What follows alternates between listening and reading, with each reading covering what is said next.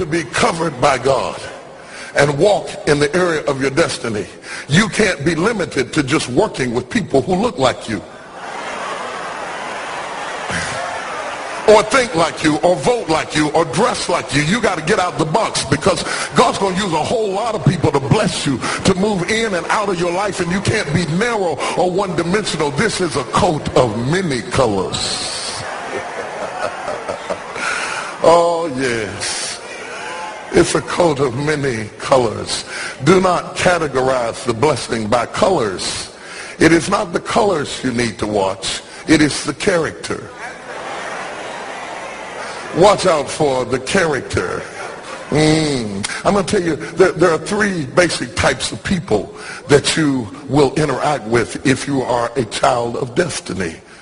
Can I share this with you? The first group are confidants.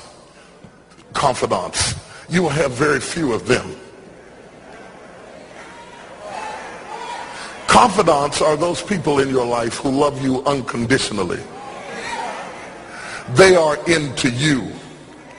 Whether you're up or down, right or wrong, they are into you. They are in for the long haul. If you get in trouble, they get in trouble with you. They'll come see you in the jailhouse.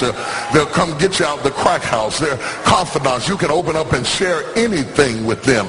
You'll never inherit your kingdom until you find your confidant. You can't be David till you find your Jonathan. Having a good confidant is the key that unlocks the kingdom, because you were raised outside the gate and God's going to cause you to reach over the wall. You got to have a confidant behind the wall who can mentor you for what God is going to do next in your life. The problem with most people is that everybody they run around with is under them. And so you are forever feeding people who can't feed you. And after years of feeding them, they begin to drain you. You got to have somebody who can feed you so you can feed somebody else. Oh, y'all don't hear what I'm saying. Am I talking to anybody in here? You need the confidant then. The confidant is those few people that come along in your life that are for you. They are with you. They are intimately intertwined in your life. They are there to make sure that you reach your destiny. They will confront you. They will get in your face. They will get in your business. They will tell you when you're wrong, because they are confidants. If you have 2 or 3 of them in a lifetime, you are a blessed person.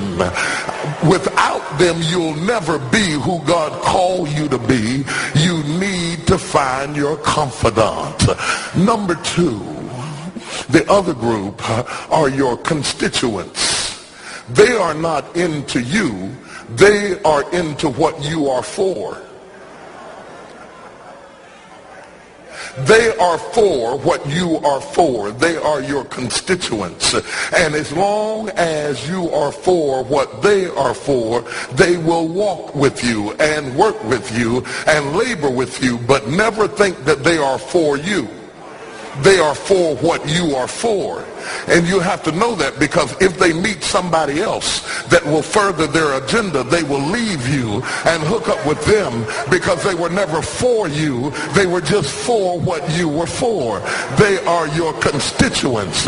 And throughout your life, if you're not careful, particularly if you're broken, you will mistake your constituents for your confidants. And you will think that they are for you when they are really not for you. They are just for what you are for. And by the time you get through falling in love with them, they will break your heart as they hook up with somebody else who is for what you are for, because it was never about you anyway. It was about the causes that you represent.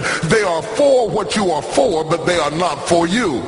They are your constituents. Can I go deeper with this? The third group are your comrades.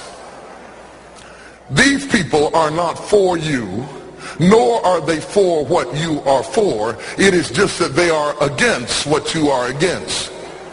And the comrades will make strange bedfellows. This will cause people to come together who are not for you, and they are not for what you are for, but they are against what you are against. And they will team up with you to help fight a greater enemy. But don't be confused by their associations. They will only be with you until the victory is accomplished. These people are like scaffolding. They come into your life to fulfill a purpose, and when the purpose is complete, the scaffolding is removed. But don't be upset when they are removed, because the building always remains when the scaffolding is removed. What I'm saying to you, my brothers and sisters, expect the constituents and the comrades to leave you and desert you after a while. Don't be upset when they don't react to your dream the way you expected them to, because they were never really with you in the first place. Be careful then who you tell your dream to, because if you tell your dream to your constituents, they will desert you and try to fulfill the dream without you. If you tell it to your comrades, they won't support it, because they never were for what you were for anyway. If you find a few people in your entire life with whom you can share your dream with, you are a blessed somebody. I can tell you how to identify people who are really for you. If they are really for you, they will weep with you when you weep, and they will rejoice when you rejoice. When you walk in a room and you tell somebody good news, stop being happy for a minute and watch their reaction. If they're not happy for you, shut your mouth and walk back out of the door. Oh, y'all don't hear what I'm saying to you. Oh yeah, because when they are really connected to you, they will be happy for you when you share your dream. Find somebody, look them in the eye and say, are you happy for me? If you don't get the right reaction, don't tell them anything else. You need somebody who's really going to be happy for you. I don't want just anybody praying for me. I don't want none of them haters praying for me, because you know you hate me and you don't want me to succeed. I want somebody praying for me who really wants me to be blessed, who wants me to be an overcomer, so you can put up your oil and stop speaking in tongues, because you know you never did speak to me anyway, and ain't no need in you coming up here in this hospital like you gonna pray some cancer up off of me. I'd rather have somebody who really loves me lay across the bed and rebuke the devil. And God is so faithful, he'll always give you somebody. Oh, if he ever sent anybody into your life to help you, you ought to just clap your hands and thank him for the people he sent. Don't worry about the people he took. You ought to praise him for the people he sent. Tell somebody, say, somebody help me. I didn't get here by myself. Somebody helped me to get here. Somebody taught me how to stand. Somebody got me behind the gates. Somebody taught me the protocol of the palace. Somebody encouraged me when I felt like dropping out of school. Somebody helped me when my back was up against the wall. Somebody mentored me when I was going through a divorce. Somebody helped me when I was going through a crisis. God is so faithful that he will never leave himself without a witness. He will send somebody.